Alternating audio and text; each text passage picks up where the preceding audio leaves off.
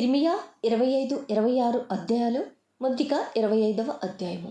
యోషియా కుమారుడును యూదారాజునైన యెహోయాకీము 4వ సంవత్సరమున, అనగా బబులోను రాజైన నెబుకద్నెజరు మొదటి సంవత్సరమున, యూదా ప్రజలందరిని గూర్చి ఇర్మియాకు ప్రత్యక్షమైన వాక్కు. ప్రవక్త అయిన ఇర్మియా యూదా ప్రజలందరితోనూ యెరూషలేము నివాసులందరితోనూ ఆ వాక్కును ప్రకటించెను. ఆమోను కుమారుడును యూదారాజునైన ఓషియా 13వ సంవత్సరము మొదలుకొని నేటి వరకు ఈ 23 సంవత్సరములు యెహోవా వాక్కు నాకు ప్రత్యక్షమగుచూ వచ్చెను. నేను పెందలకడ లేచి మీకు ఆ మాటలు ప్రకటించుచు వచ్చినను మీరు వినకపోతిరి. మీ చేతి పనుల వలన నాకు కోపము పుట్టించుకున్నట్లును, నేను మీకు ఏ బాధయు కలుగజేయకుండునట్లును, అన్య దేవతలను అనుసరించుటయు, వాటిని పూజించుటయో, వాటికి నమస్కారము చేయుటయు మాని, మీరందరూ మీ చెడ్డ మార్గమును, మీ దుష్ట క్రియలను విడిచిపెట్టి తిరిగిన ఎడల, యెహోవా మీకును మీ పితరులకును నిత్య నివాసముగా దయచేసిన దేశములో మీరు నివసింతురని చెప్పుటకై యెహోవా పెందలకడలేచి ప్రవక్తలైన తన సేవకులనందరినీ మీ యొద్దకు పంపుచూ వచ్చినను మీరు వినకపోతిరి. వినుటకు మీరు చెవియొగ్గకుంటిరి. అయితే మీకు బాధ కలుగుటకై మీ చేతుల పనుల వలన నాకు కోపము పుట్టించి మీరు నా మాట ఆలకింపకపోతిరని యెహోవా సెలవిచ్చుచున్నాడు. సైన్యములకు అధిపతియగు యెహోవా ఇలాగూ సెలవిచ్చుచున్నాడు. మీరు నా మాటలను ఆలకింపకపోతిరి గనుక నేను ఉత్తర దేశంలోనున్న సర్వజన్ములను నా సేవకుడైన నెబుకద్నెజరును బబులోను రాజును పిలువనంపించుచున్నారు. ఈ దేశము మీదకిని దీని నివాసుల మీదకిని చుట్టూనున్న ఈ జనులందరి మీదకిని వారిని రప్పించుచున్నాను.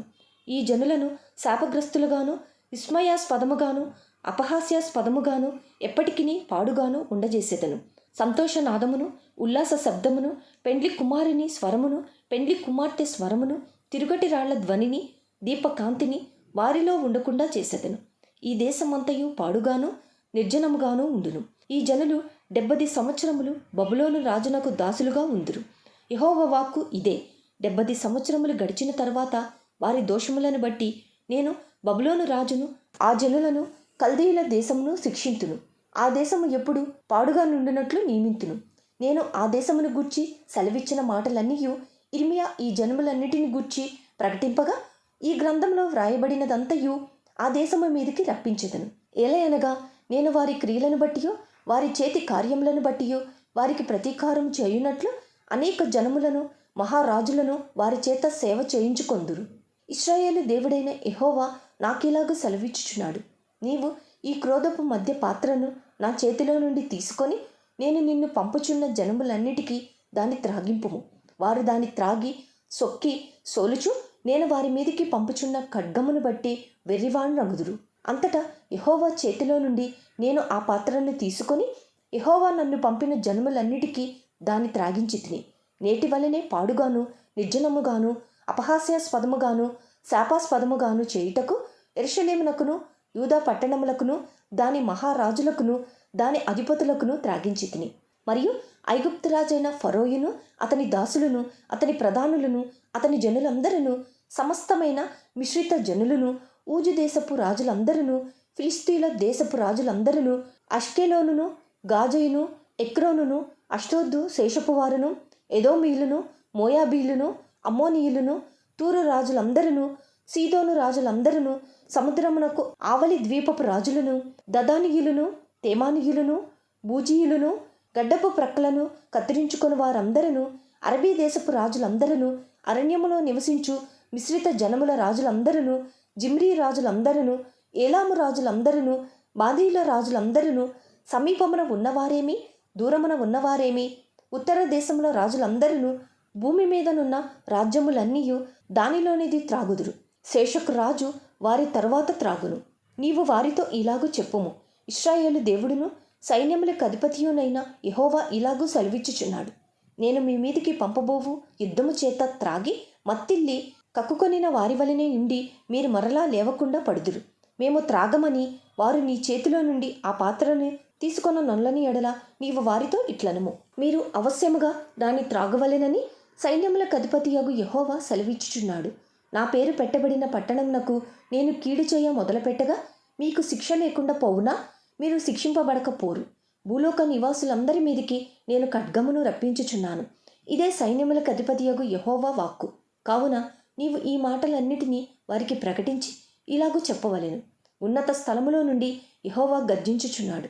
తన పరిశుద్ధాలయములో నుండి తన స్వరమును వినిపించుచున్నాడు. తన మందమేయు స్థలమునకు విరోధముగా గర్జించుచున్నాడు. ద్రాక్ష గానుగను త్రొక్కువారి వలె అరుచుచు ఆయన భూలోక నివాసులకందరికీ విరోధముగా ఆర్భటించుచున్నాడు. భూమి అంతము వరకు సందడి వినబడును. యెహోవా జనములతో వ్యాజ్యమాడుచున్నాడు. శరీరులందరితో ఆయన వ్యాజ్యమాడుచున్నాడు. ఆయన దుష్టులను ఖడ్గమునకు అప్పగించుచున్నాడు. ఇదే యెహోవా వాక్కు. సైన్యములకు అధిపతియగు యెహోవా ఇలాగూ సెలవిచ్చుచున్నాడు. జనము నుండి జనమునకు కీడు వ్యాపించుచున్నది. భూదిగంతముల నుండి గొప్ప తుఫాను బయలువెళ్ళుచున్నది. ఆ దినమున యెహోవా చేత హతులైన వారు ఈ దేశము నుండి ఆ దిశ వరకు కనబడుదురు. ఎవరునూ వారిని గూర్చి అంగలార్చరు. వారిని సమకూర్చరు, పాతిపెట్టరు. పెంటవలే వారి శవములు నేల మీద పడియుండును. మంద కాపరులారా, గోలలెత్తుడి, మొర్రపెట్టుడి. మందలోని ప్రధానులారా, బూడిద చల్లుకొనుడి. మీరు మరణము నొందుటకై దినములు పూర్తి ఆయను. నేను మిమ్మును చెదరగొట్టెదను. రమ్యమైన పాత్ర వలె మీరు పడుదురు. మంద కాపరులకు ఆశ్రయస్థలము లేకపోవును. మందలోని శ్రేష్టమైన వాటికి రక్షణ దొరకకపోవును. ఆలకించుడి, మంద కాపరుల మొర్ర వినబడుచున్నది. మందలోని ప్రధానుల గోల వినబడుచున్నది. యెహోవా వారి మేతభూమిని పాడుచేసియున్నాడు. నెమ్మదిగల మేత స్థలములు యెహోవా కోపాగ్ని చేత పాడాయెను. క్రూరమైన ఖడ్గము చేతను ఆయన కోపాగ్ని చేతను వారి దేశము పాడుకాగా, సింహము తన మరుగును విడిచినట్లు ఆయన తన మరుగును విడిచెను. ఇర్మియా 26వ అధ్యాయము. యోషియా కుమారుడును యూదారాజునకు యెహోయాకీము ఏలుబడి ఆరంభములో యెహోవా యొద్ద నుండి వాక్కు ప్రత్యక్షమై ఇలాగూ సెలవిచ్చెను. యెహోవా ఆజ్ఞ ఇచ్చినదేమనగా, నీవు యెహోవా మందిరావరణంలో నిలిచి నేను నీకాజ్ఞాపించు మాటలన్నిటినీ యెహోవా మందిరములో ఆరాధించుటకై వచ్చు యూదా పట్టణస్థులందరికీ ప్రకటింపుము. వాటిలో ఒక మాటైనను చెప్పక విడవకూడదు. వారి దుర్మార్గమును బట్టి వారికి చేయదలిచిన కీడును చేయక నేను సంతాపపడినట్లుగా వారు ఆలకించి తన దుర్మార్గము విడిచుదురేమో. నీవు వారితో ఈ మాట చెప్పవలెను. యెహోవా సెలవిచ్చినదేమనగా, మీరు నా మాటలు విని నేను మీకు నియమించిన ధర్మశాస్త్రమును అనుసరించి నడుచుకొనుడనియు, నేను పెందలకడ లేచి పంపుచున్న నా సేవకులకు ప్రవక్తల మాటలను అంగీకరించుడనియు నేను మీకు ఆజ్ఞ ఇయ్యగా మీరు వినకపోతిరి.